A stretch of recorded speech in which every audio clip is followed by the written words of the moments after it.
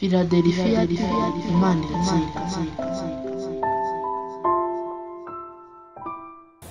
Yesu nashimwe, Yesu wacu ahabwa icyubahiro. Ni Gatera Jose nkuko bisanzwe guturuka muri Philadelphia. Ndashimira Imana y'amahoro, Imana igira neza. Reka dutangire dusenga Imana. Mana nyiribihe, Mana nyirubutware, Data wa twese wo mu ijuru, tugushimiye umunsi mwiza waturemeye kugira ngo tunezererwemo. Tugushimiye ko duhaye akanya ko gutambutsa ubutumwa bwiza. Tugushimiye ko udushyizemo message kugira ngo tugeze ku bwoko bwawe. Utwemere ko tuba igikoresho cyawe aka kanya kugira ngo tuvuge icyo dukize ku mutima. Nyemera rero ubwoko bwose budukurikiye bahabwa umugisha nawe, abari hanze y'igihugu, abari mu gihugu hagati, buri muntu wese umugirire neza. Urambura ikiganza uhaze kwifuza kwa buri wese. Urakoze Kristo w'i Nazareti, tuguhaye ikaze ne karibu. Duheje imbaraga zose zitari z'Imana, myuka yose ikorera mu kirere no ku butaka. Muri Imana twikukongore. Reka buri muntu wese dukurikiye abone ukuboko kwawe. Abarwayi bakire, bashonje bahage, bafite ibibazo bikemuke, buri muntu wese akubone. Urambura ikiganza buri wese. Urakoze ko wumvise, ni mu izina rya Yesu. Amen. Imana ishimwe. Haleluya, haleluya. Ndagira ngo dusome ijambo ry'Imana. Turi kumwe n'umukozi w'Imana Mugisha Manase. Tumuhaye ikaze na karibu muri aka kanya. Tugiye gusoma ijambo ry'Imana riri mu gitabo cya Yohana, ibice 5, umurongo wa 5 niho duhera tugere ku wa 8. Twumve iki Imana ivuganye natwe. Murakoze. Hariho umuntu wari ufite indwara ayimaranye imyaka 38. Bibiliya iravuze ngo hariho umuntu ufite indwara. Yari afite indwara uyu muntu. Bibiliya ivuze ku muntu, ariko uwo muntu ngo afite n'indwara. Ngo afite n'indwara, ngo ayimaranye imyaka 38. Yesu amubonye aryamye amenya yuko amaze igihe kirekire arwaye. Yesu amubonye aryamye amenya yuko amaze igihe kirekire arwaye. Aramubaza ati, mbese urashaka gukira? Mbese urashaka gukira? Umurwayi aramusubiza ati, umurwayi arahera ko asubiza Yesu ati, Databuja, simfite umuntu unjugunya mu kidendezi. Iyo amazi yihindurije, nkiza undi ananga akamanukamo. Iyo nkiza nyaguruka nkikanyakanya ngo mpaguruke, undi araza akantangamo. Yesu aramubwira ati, byuka wikorere uburiri bwawe ugende. Byuka wikorere uburiri bwawe ugende. Muri ako kanya uwo muntu arakira. Yikorera uburiri bwe aragenda. Arigendera. Ubwo hari ku munsi w'isabato. Imana itugirire neza. Amen. Mana ihabwe icyubahiro. Amen. Nari nguzaniye ijambo rivuga ngo Yesu atabaraho rukomeye. Aho rukomeye. Yesu atabaraho rukomeye. Ubibwira umutima wawe, ububwire ngo tuza Yesu atabaraho rukomeye. Nirukomera urugamba, Yesu aratabara. Kibazo nigikomera, Yesu arahaguruka. Yesu atabaraho rukomeye. Aho urugamba rukomeye, Yesu aratabara. Bibiliya yavuze ngo hari umuntu ngo abafite uburwayi. Uwo muntu ngo yari afite uburwayi ngo abumaranye imyaka 38. Ngo Yesu abibonye amenya ko hamaze igihe kirekire aho hantu. Ndashima Yesu ko hari ibintu ajya amenya tutanabimubwira. Iyo Yesu atubonye ahita amenya ibituriho, ahita amenya ingorane dufite. Yesu iyo duhuye, iyo yatubonye akatubona, ahita amenya ibintu dukeneye, ahita amenya ibyadufasha, ahita amenya ibyatugira umumaro. Iyo Yesu yatubonye, icyambere nuko Yesu atubona. Narinje kukubwira ngo Yesu atabaraho rukomeye. Niba ufite Yesu iturize, Yesu atabaraho rukomeye. aho urugamba rwakomeye Yesu aratabara. Uyu murwayi ngo yari amaze igihe kirekire ngo afite uburwayi ngo abumaranye igihe. Bibiliya iravuga ngo abumaranye igihe imyaka 38. Birashoboka wowe uri kunkurikira kutaranayigezaho, kandi warambiwe, agahinda karakwishe, wirirwa usenga uvuga ngo Mana wampoye iki, kubera imyaka 5 umaze mu kibazo, kubera imyaka 2 umaze mu kibazo, kubera umwaka umaze mu kibazo, wirirwa witotomba, wirirwa ubwira Imana ngo Yesu nk'uburanzi, wakabaye unzi namera ntya, wakabaye unzi byagenda bitya, wakabaye unzi. Nje kukubwira ngo Yesu atabara aho rukomeye. Ngo Yesu abona umurwayi, Bibiliya iravuga ngo yari amaze iminsi ngo arwaye, ariko si ukuvuga ko nta muti wari uhari, si kuko nta baganga yari yarabonye. Baramufashe baragenda bamurambika ku kidendezi cyitwaga Betisayida. Icyo kidendezi ngo cyakizaga indwara yari yose. Icyo kidendezi ngo yakigeragaho marayika hazaga rimwe akibirindura umuntu ufite umurwaza, agahita amuterura akamujugunya muri amazi ngo indwara yari yose igakira. Noneho uriya kubera kutagira umuntu, kubera kutagira umurwaza, kubera kutagira umushyigikira, kubera kutagira umusapotinga, kubera kutagira umufata mu nkokora, ngo arahatinda, ahamara igihe, araremba, umwaka urashira, aza kumara imyaka 5, amara 10 aryamye hahandi. Uwaje inyuma ye, uwaje mu gitondo, amazi yakwibirika bakamujugunyamo, wawundi arasigara, yajya kugira ngo aze agereyo agasanga ufite umurwaza yamutanzemo. Ubu hari ahantu bicaye, hari akazi bicayemo batakurusha diplome nziza, batakurusha ubwenge, ndetse bashaka n'abandi babatoza, ariko kubera ko bafite umuntu, kubera ko afite umuntu wamujyanyeyo, kubera ko afite umuntu wamwinjijeyo, yagutanze kukabona. Mwadeporeje rimwe baramufata, we ntibagufata kubera ko nta muntu wari ufite.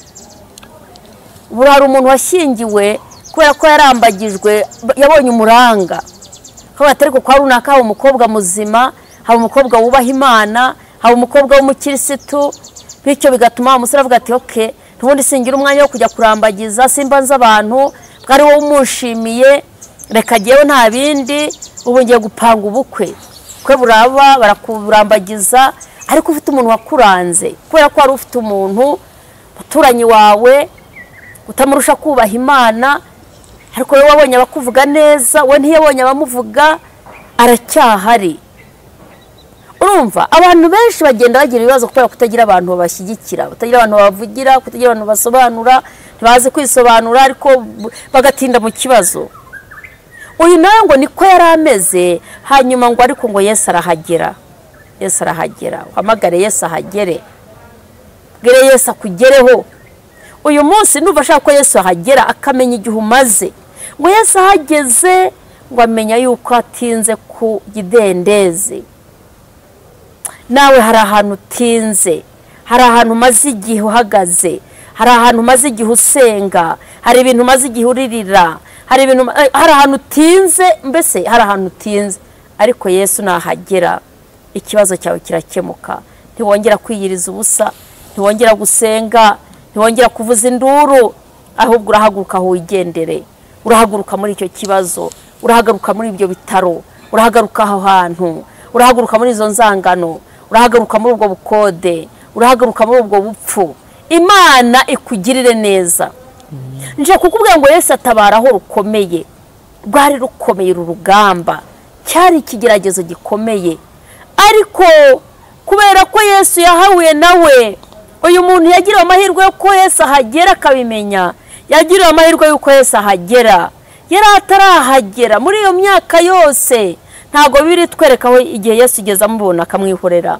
Yesu nakubona ntabwo akwirengagiza, ahubwo muhamagare, ijwi ryawe ari buryumve. Hari umugore wamukozeho, ngo Yesu yari wagenda yigisha, ngo abantu baramukurikira baba benshi, ndetse barabyigana. Ariko umugore wari ufite ikibazo cyo gihe ngo ntabwo yari afite umuntu umusunika. Abantu bari barananiwe baramuvuje byaranze. Ariko nje kukubwira ngo iyo byanze Yesu araseruka, Yesu atabaraho rukomeye. Ngo umugore baramuvuje, Bibiliya ivuga ngo yari yaramarishije ibye byose abaganga yari yarabamarishije ibye. Hanyuma igihe kigeze wa mugore ngo yumva inkuru ya Yesu, arihagurukira ubwe arihagurukira avuga ngo baramvuje, baranteruye, bantwaye mu ndogobe, barampetse ku mugongo, bampetse mu ngobyi, ntacyo abantu batakoze, none barananiwe, reka nanjye niyandayandemo, umukiza yaje. Ndumva bavuga ko Yesu yahageze. Ngo umugore iyegeranye nawe usenge, iyegeranye wongera usenge, wicika intege, ongera wiyegeranye uhamagare Yesu, ongera wiyegeranye umutabaze, ajya atabaraho rukomeye. Wararyamye, wasenza y'itanu, wasanze ya 40, wasenza ya 20, 21 urayirangije, iminsi 7 urayirangije, ariko ongera wiyegeranye, Yesu atabaraho rukomeye. Aho umuntu ananiriwe, aho abantu bavuga ngo ntibigishobotse, aho nibwo Yesu akora, aho nibwo Yesu ahaguruka kugira ngo agaragaze imbaraga ze. Nta muntu yari afite uyu murwayi ngo yaramaze imyaka 38, kandi buri munsi marayika yarakizaga, nta munsi atazaga azanye imiti y'abarwayi, indwara iyo ari yo yose. Nta muntu havaga adakize, keretse uyu murwayi wari warabuze umuntu. Nawe umaze igihe kirekire, wabuze ukuranga, wabuze ugusengera, wabuze ugushyigikira, ikibazo umazemo iminsi, ikibazo ufite ukimazemo iminsi, ariko Yesu atabaraho rukomeye. Ndagira ngo wongere umwizere, ndagira ngo wongere umuhanga amaso. Yesu aracyahari, yicaye ku ntebe y'imbabazi, aravuga ngo ushatse nawe waza, ngo imbabazi zigihari, ngo imbabazi zikiriho, ngo ushatse waza.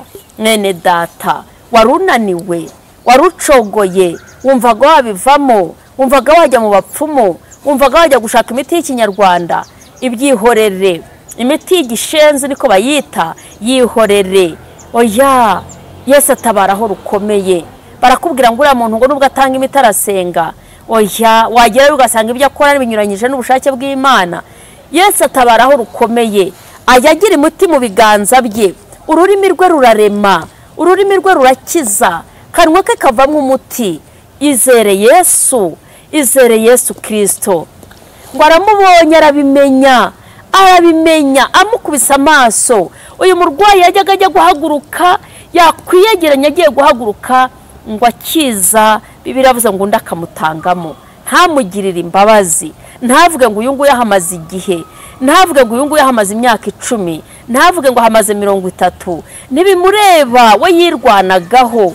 Rero tugeze mu gihe utabaza Yesu, nta wundi uzakugirira imbabazi keretse Kristo w'i Nazareti. Niwe wenyine waje kugupfira ku musaraba. Aravuga ngo abarushye n'abaremerewe ngo nimuze, ngo ndabaruhura. Yesu yiteguye kukuruhura. Reka kujajaza umutima, reka gucika intege. Yesu yiteguye kugutabara, Yesu yiteguye kukugirira neza, Yesu yiteguye kuguha amahoro, Yesu yiteguye kuguha ubuzima. Imana ishimwe. Nari mvuze ngo Imana ishimwe. Imana yo mu ijuru ihabwe icyubahiro. Bene data, bakristo bakundwa, nyemerera wizere Kristo nk'umwami n'umukiza. Nyemerera umuhanga amaso. Ngo abonye wa murwayi, ngo ahita abimenya, amenya ko hamaze igihe ngo kirekire. Aramubaza ati mbese urashaka gukira ubundi? Arama ngo nkiza, ngo mwami, ngo nta muntu ufite. Amubwira ko nta muntu, ariko Yesu aramubwira ngo hagurukire, ikorere ubwo buriri wigendere, igendere va mu bibazo, igendere va mu ndwara, igendere va muri ubwo bukene, igendere va muri ubwo bugumba, igendere va kuri uwo musozi uhagazeho. Imana ikubwire, Yesu akubona uyu munsi, kuko nakubona arabimenya. Hamagara Yesu ajya atabaraho rukomeye. Dusome muri icyo gice Yohana nyine 11 murongo wa 39 kugera kuri 44. Murongo wa 39. Yego. Yesu aramubwira ati nimukureho igitare. Nimukureho igitare. Marita umushiki wapfuye aramubwira ati Yesu aramubwira ati nimukureho igitare. Marita mushiki wapfuye aramubwira ati Databuja none aranuka. Uyu munsi aranuka kuko amaze iminsi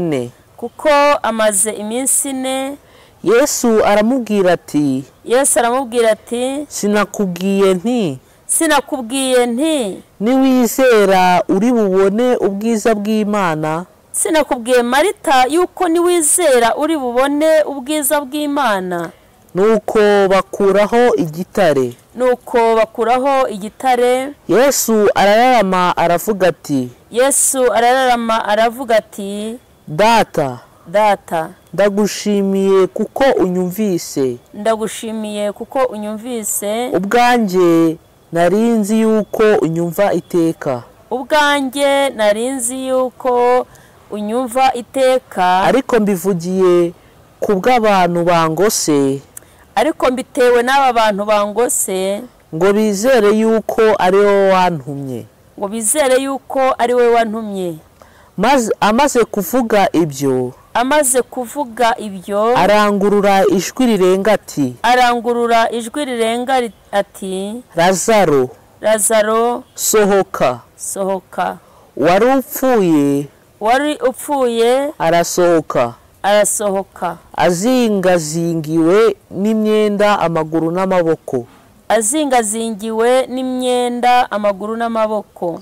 N'igitambaro gipfutse mu maso he. Yesu arababwira ati nimumuhambure mumureke agende. Amen. Mumureke agende. Imana ishimwe cyane. Amen. Yesu atabaraho rukomeye. Aho urugamba rukomeye Yesu niho atabara. Aho urugamba rukomeye yo rwakomeye. Uyu Lazaro ngo yari mushiki wa Marita na Mariya kandi yari n'inshuti ya Yesu. Bibiliya ngo aza kurwara ngo yenda gupfa. Hanyuma Bibiliya ngo arembye yagiye gupfa. Bibiliya ngo hanyuma ngo baza kubwirwa ko Lazaro yarembye yapfuye. Ngo arakomeza akora ibyo yakoraga ariko ngo aza kujyayo. Bashiki bamubonye batireka da yarapfuye. Yuza kuza mbere bagirana ikiganiro ariko bigeze aho Yesu aravuga ati Lazaro sohoka. Nimukuraho igitare. Icyo gitare nimugisunike. Lazaro arazuka. Lazaro arahaguruka. Lazaro arazuka. Imana iguhagurutse. Imana ibirindura igitare cyagutsikamiye. Yesu abirindura icyo gitare. Yesu atabaraho rukomeye. Aho urugamba rukomeye Yesu ajya atabara. Lazaro ngo yari yarahoze, yari yaranutse. Wavuga ngo ibyanjye biranuka, wavuga ngo ibyanjye birenze igero, wavuga ngo ibyanjye byarapfuye. Ariko uyu munsi Yesu abirindura igitare. Yesu abirindura igitare. Icyari kuri Lazaro uyu munsi hari igitare kikuriho gituma utavuga ubutumwa, gituma udahanura, gituma uterekwa, gituma udahagarara ngo ushime Imana. Cyakwambuye amashimwe, cyaragutsikamiye, ntuhagarara ushima.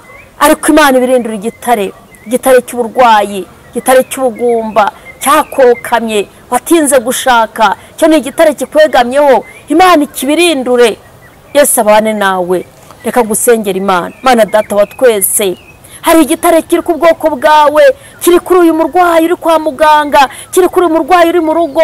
Hari iki gitare kiri kuri uyu muntu cyamwishe, cyamugeretsweho, yari umukristo yaraguye. Ariko uyu munsi ubirindura igitare Kristo. Uyu muntu yongera avuga ubutumwa, uyu muntu yongera asenge, uyu muntu asubire ku igaburo, uyu muntu yongera agira umunezero mu mutima, uyu muntu yongera asubire mu masezerano, uyu muntu yongera agira imbaraga. Ndabasengeye kuboko kwiza kw'Imana nikubabeho.